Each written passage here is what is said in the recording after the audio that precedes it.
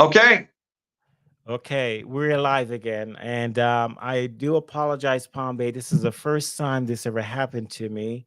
We actually lost sound midstream. I'm not sure what happened, and I'm gonna have to figure out with my mixing board here what actually went awry. But we lost Mhm.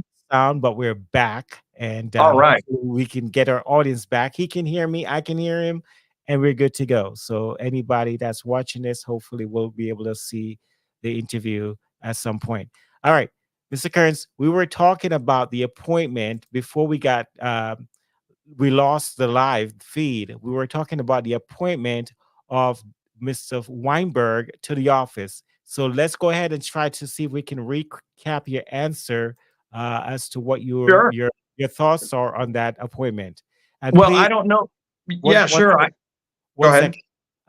Individuals that are watching this, please help me out because again, we lost the live. If you can go ahead and click the like button, click the subscription button, share the live to many places as you can because we lost the live stream midway, and we're gonna try this again. And I guess they know that Mr. Kearns was about to break some records tonight, so the devil tried to play games.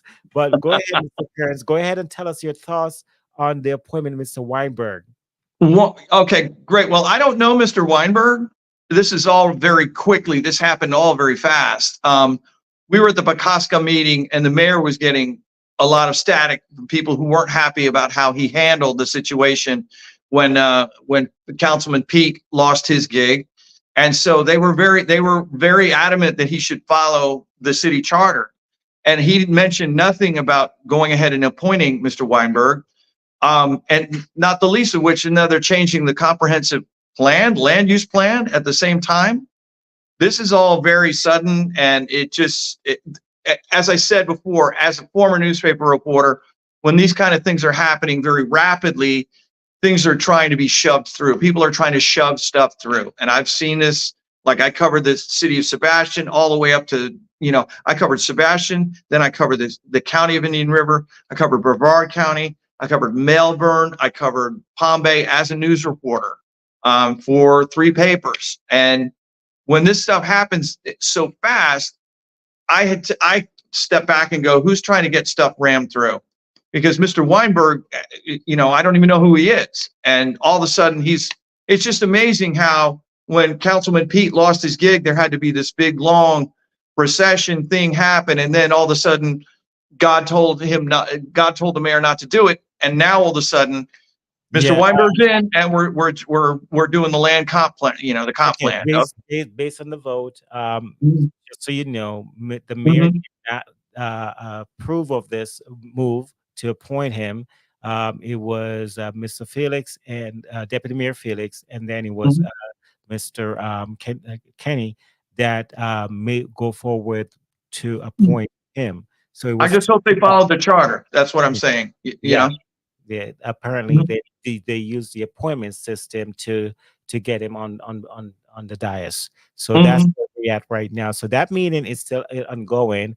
And Palme, for those who are watching, please help me. Please share this live to many folks as possible. We had a little technical glitch earlier, and we had a Mhm. lot of bigger audience, but now we lost a lot of folks because I guess um, the glitch. So probably folks trying to find the live again. All right. So you introduce yourself. You're here. Mhm. And I was sharing with you earlier before we went on live that I had a bit of good news today to rejoice because I was wondering what I'm going to do with Palm Live at one point. But I got an email from YouTube saying that, hey, listen, in the month of July, over 20,000 watch hours. I'm like, whoa. So people are watching the interviews. People are watching the interviews, and I'm very happy for that. So that means that the residents of Palm Bay want to know about the candidates who are running for the various seats in Brevard County and Palm Bay as well. So that's a good thing. So Great actually, news. that made me feel reassured that I'm doing something right. I'm doing something right, Mr. Kearns. So I mean, I was like, "Woo, wow! Am I reaching the folks? Are they understanding?" But people probably come home from work late, or probably over the weekend they will go back and watch these videos. So that's a good thing. So I'm happy. I'm happy that we're on Fantastic. the right track. All right, so you're running for city council. Um, seat number Great. 3, right? Hmm. And Yes, sir. so you are looking to fill a seat that was once occupied, I guess, by Mr. Pete Filberto at one point.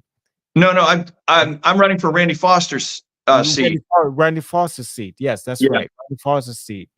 And so, with that said, we already covered the basis of Hmm. how we are here, and that Yeah. tonight we have that breaking news about Mr. Weinberg. Mhm. Personally, I thought of another person that they could have moved to, but I was shocked. I mean, there were Mhm. names there that, and I didn't know Mr. Weinberg was in the mix. So that's either here or here. He has served on many different boards in the city of Palm Bay. Yes. And along with the Melbourne Tilbury Canal and etc. and at the county level. So he has done a lot of different, fill a lot of different vacancies along the way Yes. where the city is concerned.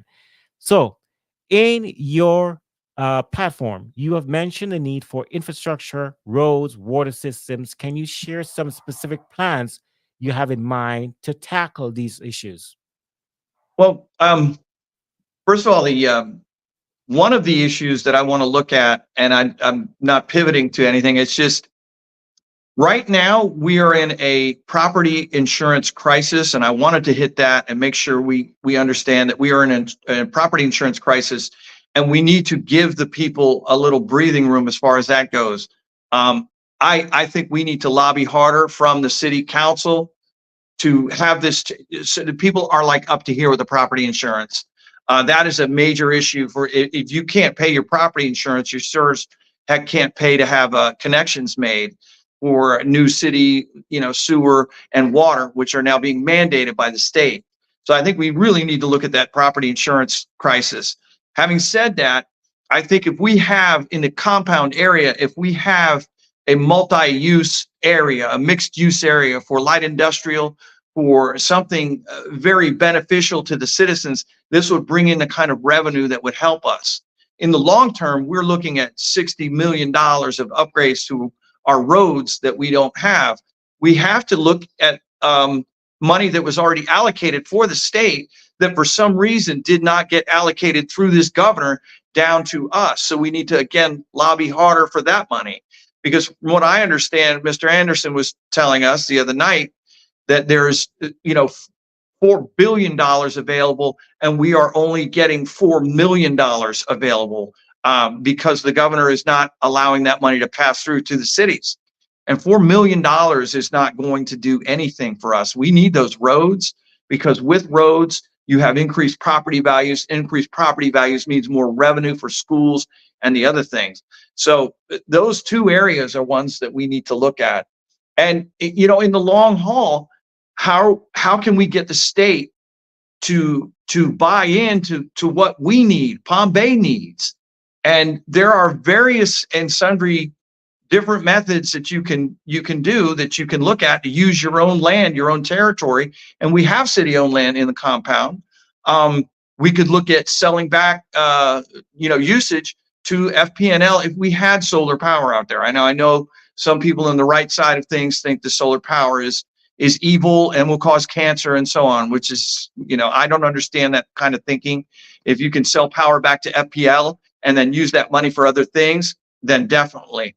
But we need to go through our budget and really look at it. I mean, the reason I couldn't be on with you last week, they were thinking of creating a new utility for fire and police protection, a whole new utility with 2 mills being charged to us when we're already paying 50 cents on the dollar to fire and police now.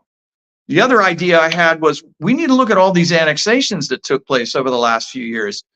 I'm still unclear as to why we have annexed land all the way down to Barefoot Bay, all the way down to Micco Road. I don't understand that. I don't understand how that happened. Yeah, I'm glad you bring that up, and not to Yeah. cut off your answer, but Mhm. what I guess you're opining on annexation. But I know in the last meeting, right, there was a discussion about giving that Mhm. back, like saying, "Hey, listen, we no longer need you to be a part of our city." Your thoughts on Mhm. that? But there's no one there right now. You know what I'm saying? If you go down to Micco Road and go Right. out to almost to Barefoot Bay and you look north and you look south, that's all part of Palm Bay now. there's no one there. This was done with developers. Developers came in and there were deals made that it wasn't that there was a whole group of people clamoring to get into Palm Bay. It was cart before the horse. These were deals made with developers, and it's totally, bass backwards to where it's supposed to be. I'll give you an example. There's a big chunk of land that was annexed in right south of Deer Run. They knew they couldn't get a permit to do the sand mining, and so Palm Bay, then under the tutelage of Trey Holton and David Isnardi at the, they turned around and annexed them in and said, we will go ahead and give you the permit to sand mine, even though you're next to an equestrian community. So now there is an enclave, an area that doesn't even have any connective tissue to the city, that is now annexed into Palm Bay. So there were some annexations going on there. I need to go back and look at that and say, how did this happen, that we have a giant tail of annexations that lead down to Micco Road? There's no one there yet. You know? I remember those discussions, and those discussions take place. Like when Trey Holton was sitting on the dais back then.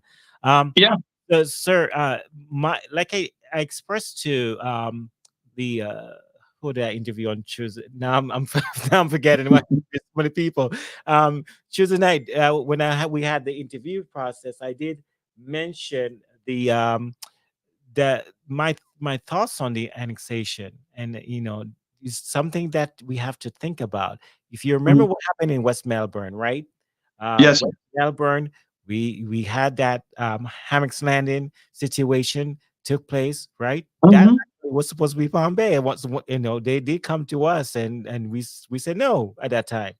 And my fear is that if we go back and we say, oh, we don't want you no more, and I understand.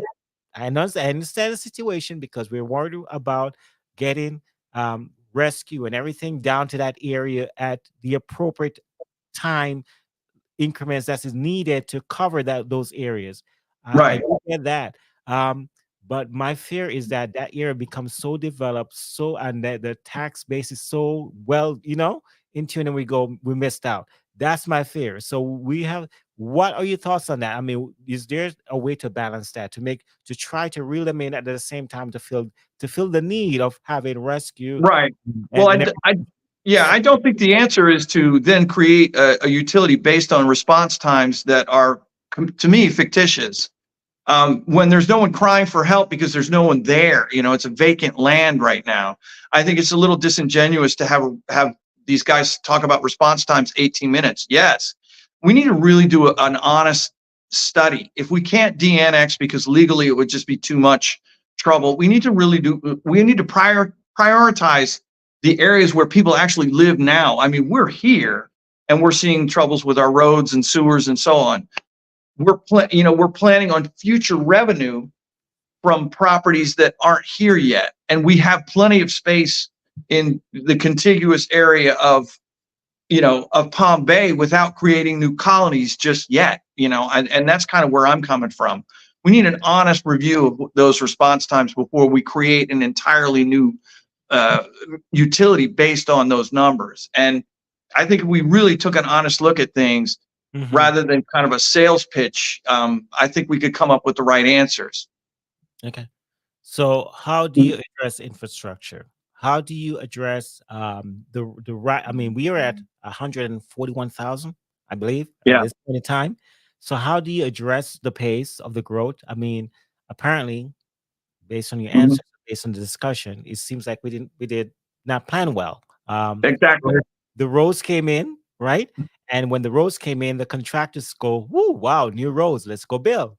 And and I think that's pretty much what happened. So apparently, we didn't plan well. So how do we move forward from here? How do we do a moratorium? That's my first question to you. Are you open to that idea?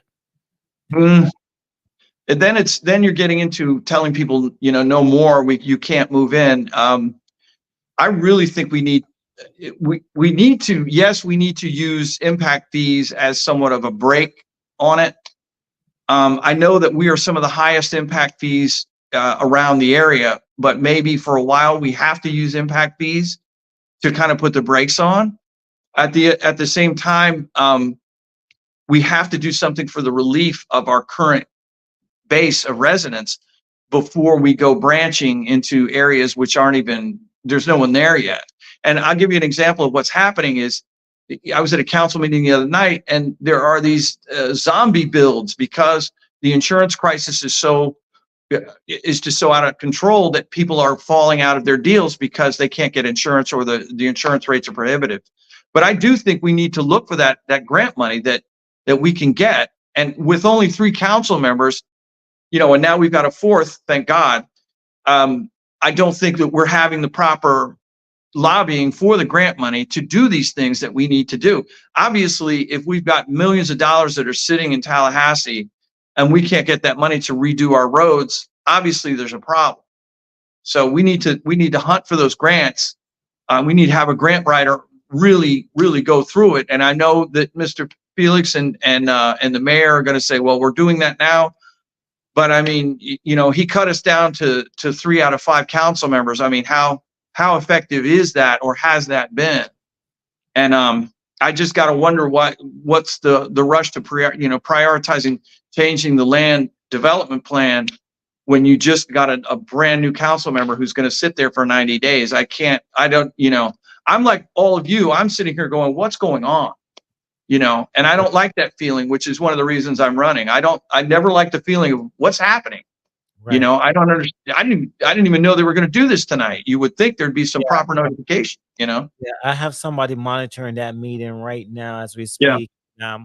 Hopefully she'll be able to get me some answers before I come off the air tonight. Yes, sir. So my admin person, you know who you are. Please let me know. I think the other thing is, based on when I started listening to the meeting right before I came on the air, it seems like it's something that they were studying for a while. And they were putting this together for a while, because monitoring the meeting, it seems like there's a big PowerPoint presentation that's been displayed right now to the council members. And so if I'm not mistaken, and so that's going to take some time. And I do hear that there was a suggestion that they're going to pretty much put it out there and then wait for feedback from the community before they make any decision. I think that's the move that they're moving to, and that's good. Here's a question that I have.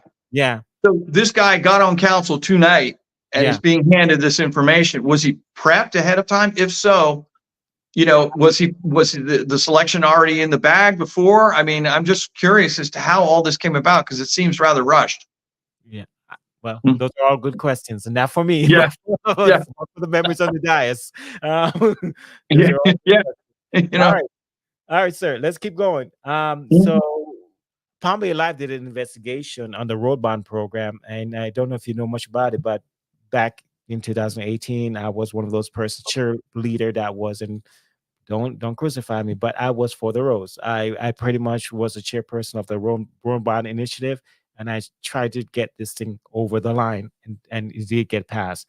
But again, the planning wasn't there. We didn't foresee that, hey, listen, when the roads come, the contractors are going to come, they're going to build, and they're going to build fast. So we're here. My thoughts process, and one of the things that I always bring up to Councilman Bailey when I used to talk to him is, hey, listen, I'm glad that you're advocate for the road bond program. I mean, not an advocate for the program, but I'm glad you advocate for the road maintenance program, making sure that we have money in the coffers to help maintain the roads going forward. So, as if you get on the dais, what would you do to ensure that we continue to have sufficient funds to maintain our roads? Because, as you're aware, when they broke down, we have to one of the complaints that I often see from the residents is, Mr. Kearns, why are we just doing potholes? Exactly.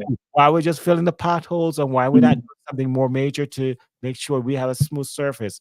They complain about the alignments on their vehicles, etc. So, yes. Response. My response is that, I don't know if you remember, but when I ran in 16, I had a little website called the Road Warrior. That was me, and it was done in disguise, and it was done very tongue in cheek. And I would go around to the roads, and I would use the Australian accent of Mel Gibson, and complain about the roads using my wife and I had a blast doing it. We drive around and do this. And Trey Holton got very angry at me for doing that. I'm all about the roads because, like I said, with the roads come the property values, come monies for schools. And it just always seems really, as the 30,000 foot view, it always seems really conspicuous to me that Palm Bay just, we couldn't do it. And even, Councilman Holton, when he was on the board, he equated it to trying to get on the baseball team when you were in high school, which was just the most pathetic excuse. And I'm about roads because, that's the first thing that the Romans did was create a road before they could get into an area. And the first thing that lapsed in the Roman Empire was the road. So I want my roads in the city to reflect that we are a civilized community. And in Honduras, you could see it. You could see where roads just went to, and really that all ties in. The civilization begins with a road that works. And so I'm about that, and I'm about streetlights. I'm definitely about the streetlights. Kids got to have a place where they can ride a bicycle, and it's sad, but over half the city, kids can't feel safe on the road, the street where they live, and that's all about room to grow, the best community, the best city on the face of the earth. Well, that has to entail the touchstones of civilization, which would include streetlights. It would include sidewalks for kids to play without being fear of run over, and it would include smooth roads. I just got my road paved. Now, I used to run cross country at Florida Tech. You can see this beard, but that was the last time before now when that road got paved, when I was a cross country runner and would come through here. And so that's one of the reasons in 96 or 95, when we started looking, I knew this road was good. And that's why we bought where we bought. So yeah, I'm about the roads, definitely. Okay, great, sir. Good answer. Thank you, sir. No worries. Let's see. Some people are worried that Palm Bay is growing too fast. We're still on infrastructure, still on growth. And the city was considering a 6-month ban on the development of self-storage. So we're talking about the moratorium still. So Yeah. the car washes to manage growth effectively. What are your thoughts on moratorium in those? I gotta say, I find it really, it's indicative of people moving and divesting themselves from where they were. The first thing they want to do when they come to Palm Bay is put all their stuff in storage. They need an apartment, and then they want to wash their car. They're coming from South Florida. So I think we need to start looking at places of business in terms of how many jobs they provide. And like a self-storage place, you get 2 or 3 people on staff over 10 acres. That's not really conducive to hiring our young people. And car washes, it may be a little bit more. Over an acre, you have 15 people working there. We need to create jobs for our young. So we need to start thinking of what we're allowing, what we're permitting, based on how many jobs per acre are we talking about? How many real jobs per acre? I don't know if moratoriums are the way to go. I don't want to seem like the city's business unfriendly at the same time. But I think, if 2 things came up for one parcel and it came down to how many jobs, and these were real jobs, like I've advocated for the compound being used for movie studios because I've been to Atlanta several times. And I was going to ask about that later. Yeah. So. And I've seen so many, there are just so many jobs up there in Fayetteville, Georgia. Trilla Studios moved in there. We got catering, we got food trucks, we got costume design, we have setup for sets, building construction, electrical, all of that. There's so many jobs, real jobs. And I think that the compound could be used for that, as opposed to like a storage facility or a car wash. I think we'd be, it would be dutiful to give preference to a place that's going to, employ our young people, particularly, and give them career opportunities that can expand, rather than just a job at a car wash or a job at a storage facility. Okay, so you answered my several questions here for me that I had on the page for you. You answered one question, which is a big one, as to what we will do with the compound, and you gave us a vision of what you would like to see out there. Yes, sir. And so I welcome your idea, and hopefully, Oh, audience, if you have a question for Mr. Kearns, you can chime in by putting the question in the comment section. I will be able to bring it on mhm. the screen. I can read it to him, and he will be able to see it.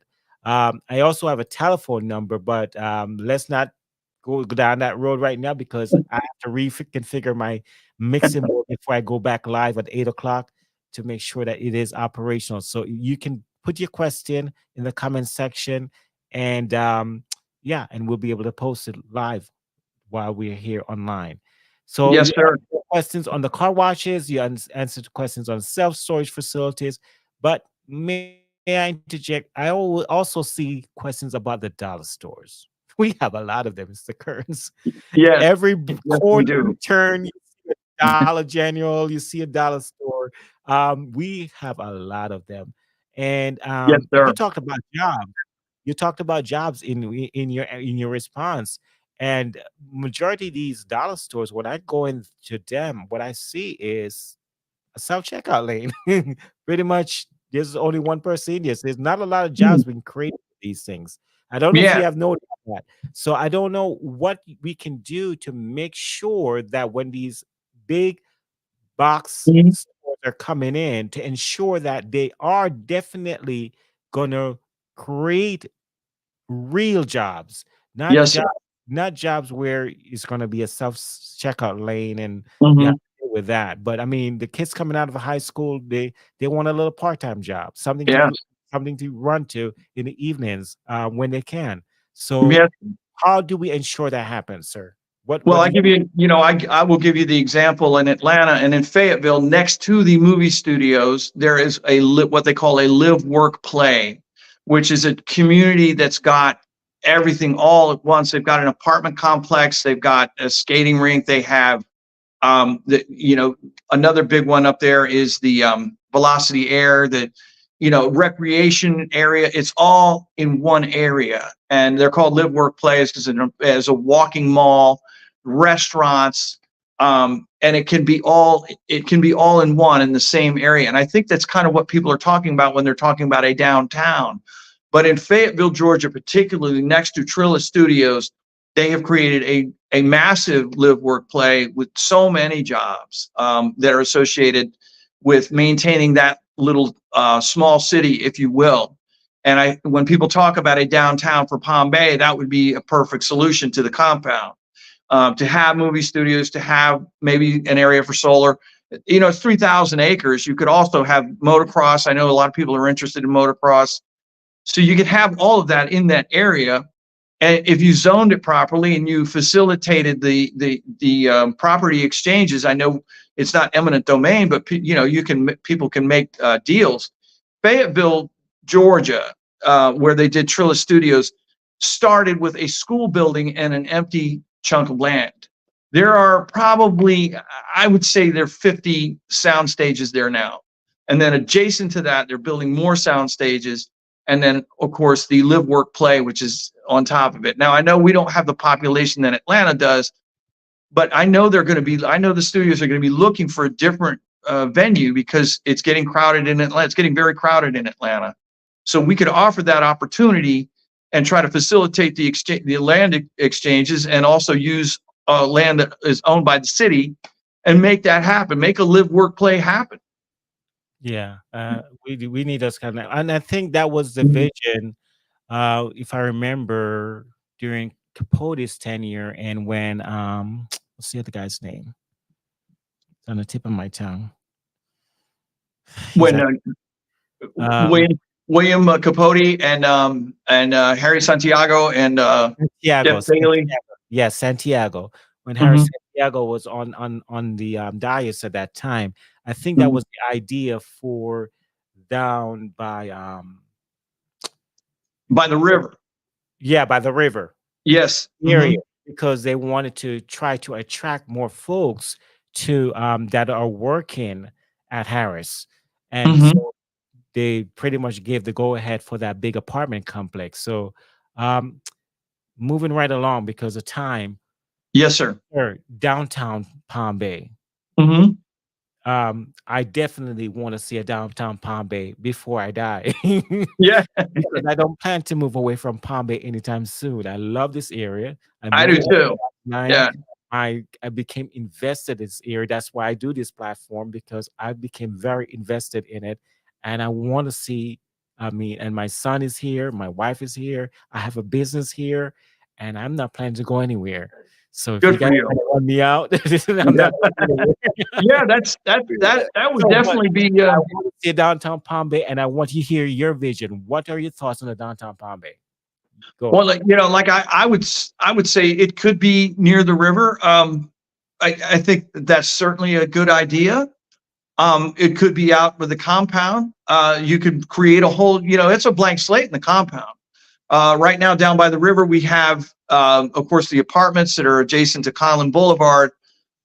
I'm trying to figure out where you would put it there, because you have like the Old Fort Motorhome Court, and then you have some property there, and then up by Port Malabar Boulevard, you have a new development going in. I'm still trying to figure out what that one is, but I think that, like I say, I think the compound's a blank slate, and Yeah. we're having a new road that's going in out there. We're having the parkway is going in out there, Yeah. either right through that area, and then we're also planning to light and put water and sewer out there. Down by the So river, down, not to cut you off, but down by the river, wasn't there an approval for a big hotel complex with a big auditorium size deal going down there at some point in time? I think there was an approval for that. I Did you do hear about that? remember Trey Holton talking about turning the whole area of the turning basin, into a marina complex. Yeah. Um, I Yeah. remember that was his baby. That's what he wanted to see happen. Yeah, I think that happened recently in this Mhm, with this dais. There was an approval, if I'm not mistaken, for something mhm. big to be happening down there, where the city can actually also have host events down there. And I remember everybody was happy and excited for that project. So I'm hoping that does come on board at some point in time, because I'm thinking that could be our downtown if developed right. I know we do have a lot of different things, commercial things in between those in different lands. So I'm not sure how we would accomplish Yeah. that, but we can probably try to figure it out. Anyways, we have questions from the audience, so let's go ahead and start putting them on the screen. We're going to Okay. go with Mr. Randy Winkins first, and says you are definitely on the right path regarding the deals that have been made with developers. I'm assuming you are against taking campaign donations from developers. Also, will you actually go back and look at those deals, and if they seem nefarious, will you attempt to dissolve those deals? I actually, I actually would. Yes, the second part of the question. Um, I don't know, legally speaking, how that would possibly happen. I don't know, but I'm against things that were done in back rooms, that were done without this proper sunshine law. That is so anathema to who I am as a reporter. The first part, yes, I haven't taken any money from any big developers. I don't think the way I'm talking, all my donors are $100 or less from people who know me. The biggest donation I got was from Randy Foster, who, he said, "Hey man, I'll give you," and he did. He gave me $255. That's my biggest donation. I don't have any big donors like that. That's kind of not who I am. I'm just the guy who wants to be on council, because I've seen over the years, I've seen enough, and I need to represent the people out there, sitting in the couch going, "What's going on?" That's who needs to be in that seat, and that's me. So I don't have any big deals with developers going or nothing like that. And I would definitely look into, particularly some of these annexations. It just doesn't strike me as right that we annexed half the South County. I just don't get it. I just don't understand how that happened. Yeah, I mean, Mhm. you've watched the meetings over time, like I do. I Yeah. mean, very Mhm. invested in the meetings, and I see how it happened. I definitely did see how it happened, how it unfolded. Everybody that came in with the projects, everybody got excited, and everybody started approving. Anyways, you mentioned about you don't have any big donors. And I did notice one thing. Your Mhm. campaign currently has about $455 in the coffers. Am I correct? Somewhere Yes, around that's there? correct. Okay, Yes. so I did my research. I did my research. And so how are you planning to fund the rest of your campaign? You have a couple days out. How are you planning to Well, attract the voters? the first thing is to win this primary or to get through this primary. And then hopefully some donors will come around. I think a lot of people hold their money back because they're waiting to see. We have 6 people in this primary for 1 council seat. And so people are holding back. And I've got a great mouth on me and I can talk anywhere. And I want to see these things done. And I have a feeling that the environment is right out there for people to vote for me, not based on how much money I have. I remember when I ran against Randy Fine. I ran against Randy Fine in 2016. I took $7,000 from my own real estate sale. I got a commission for $7,000. I threw it into the pot. I got 2,000 from the rest of the community, including I got 1,000 from Nance Cacciatore, and that was it. And I got 43% of the vote. So I can do this. I can do this. I can go anywhere, talk to anybody. And I think from there, the donations, the small donations will come. But I think, right now we got to see. We're so close to the primary. We got to see who makes it through. You All right. know. Let's take another question, sir. How closely will you work with me and other House members in Tallahassee? That is from Anthony Yance, who is running for Florida State House District 33. What would your first initiative for us to address together be? Oh, Anthony, hi. How are you, Anthony?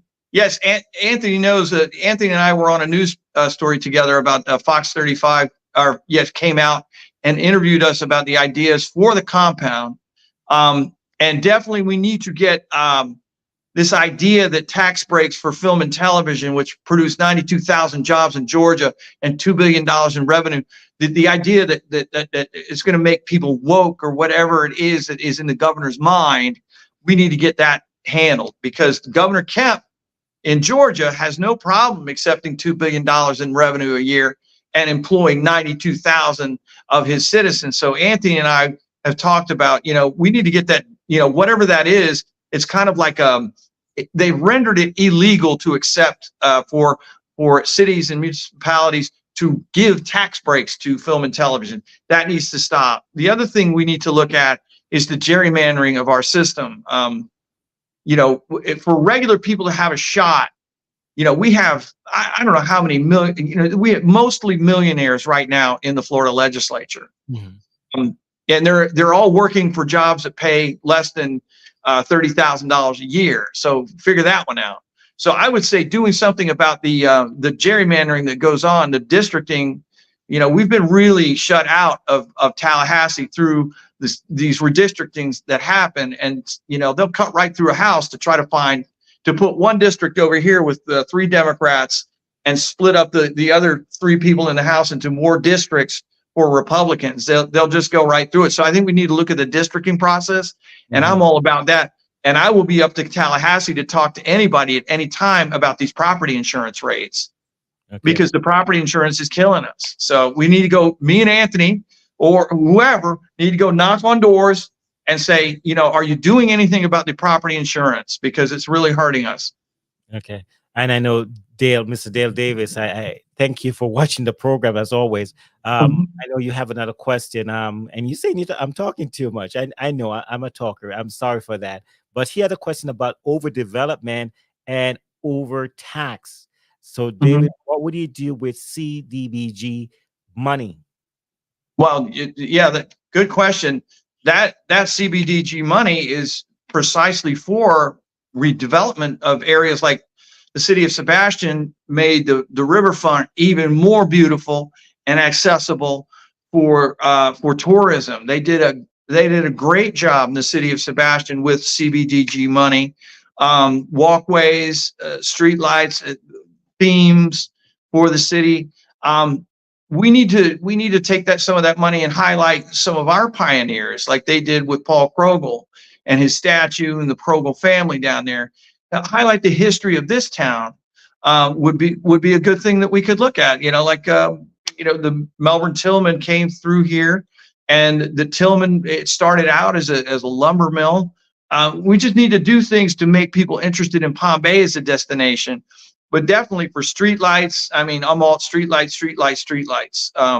That money is good for streetlights and that kind of thing. So yeah, definitely. Okay. Community development block grant money he's referring to. Yeah, David, we're gonna have to do some rapid fire because we have up Mhm. next Mr. Mike Hammer, and I know we had some technical difficulties at the Huh? beginning of the show. So Randy is asking, do you have any words or thoughts for those of us that are scared that your past very public anti-conservative views may be reflected in your governing? Okay, good question, Mike. Thank you. I plan to. Most of my anti-conservative were anti-Trump. I'm not going to sit here and pretend I was for Donald Trump or have been for Donald Trump, but I've been asked this question several times, and I thank Mike for bringing it up. That's actually Randy. Oh, Randy Wickens. Oh, okay. Yeah. I thought Mike Hammer brought that up, but yeah. No, I, I'm governing for all the people of Palm Bay, every last person, whether they voted for Trump or not. My view is to raise the city. Rising tide lifts all boats. So I'm about each and every person in Palm Bay, because that's the only way you can govern. But if, for instance, if you talk to Randy Fine, if you asked him during his tenure, which I did several times, and I've asked John Tobiah this, and I got the same answer. Essentially, their view is that my constituents are only my conservative friends, and I've had Randy Fine tell me that directly in communication on the internet. I only govern for my constituents, and John Tobiah years ago essentially said the same thing. And I don't think that's right. I am governing for the entire city of Palm Bay, regardless of your political views. I won't sit here and hide from my comments concerning the former president, because I think he's dangerous. I honestly do. And it frustrated me over the past years how people seemingly put blinders on and would not see that. So yeah, every single citizen is whom I'm governing for. Okay, sir. I thank you for your viewpoint. So we have to end because I have to get Mr. Hammer onto the platform. So, audience, I hope you're ready for another robust interview. This time with Mr. Hammer, and he's running for C2. But before I do that, I need Mr. Kearns to tell us why we should vote for him. So go ahead. Oh, Mr. Hammer, no, because what happens, Mr. Hammer, if I don't start that live, Facebook is going to lock me out. So I do have to get with you right now, because Facebook will lock me out in a minute or two if I don't start that. So that's how that goes. Let's go ahead. Tell us why they should vote for you. And I'm going to give you a minute, sir, because of the time. Okay. Yeah, I think I've just explained to you why you should vote for me. I am you. Over the past years or so, I've watched his council. I was one of the people that helped stop them from selling off the city hall building and moving the city hall building south to Micco Road, which was a disastrous idea, Trey Holton. I was the one standing at the podium as a candidate for state house saying the FBI needs to come in here and investigate, and they did.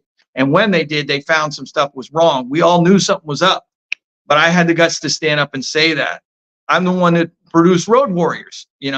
I raised 3 kids here. My kids are doing well, but I want to be able to have my family members come back to Palm Bay, just like all of you out there.